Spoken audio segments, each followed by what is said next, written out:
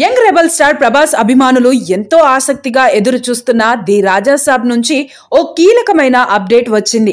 ఈ cinema trailer ను భారీ స్థాయిలో విడుదల చేసేందుకు నిర్మాతలు సిద్ధమయ్యారు. అక్టోబర్ 2న రాబోతున్న ఈ ట్రైలర్ ను అదే రోజు విడుదలవుతున్న కాంతారా చాప్టర్ 1 సినిమాతో పాటు థియేటర్లలో ప్రదర్శించేందుకు ఏర్పాట్లు చేస్తున్నారు.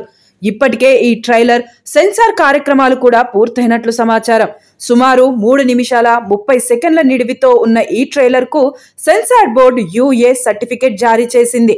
టీజర్ లో రొమాంటిక్, కామెడీ అంశాలను చూపించిన దర్శకుడు మారుతి ఈసారి అందుకు భిన్నంగా హారర్, యాక్షన్ సన్నివేశాలతో ట్రైలర్ ను కట్ చేసినట్లు తెలుస్తోంది.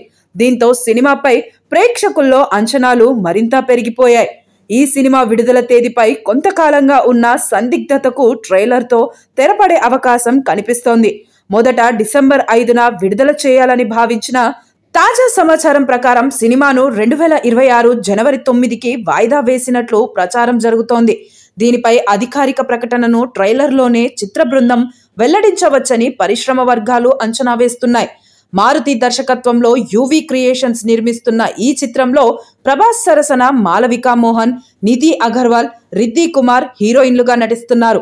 బాలీవుడ్ నటుడు సంజయ్ దత్ ఈ చిత్రంలో కీలక పాత్రలో కనిపించనుండడం విశేషం. ఈ ట్రైలర్ విడుదలతో సినిమాపై అంచనాలు మరింత పెరగడంతో పాటు ప్రమోషన్ కార్యక్రమాలు కూడా ఊపందుకుంటాయని ఫ్యాన్స్ భావిస్తున్నారు.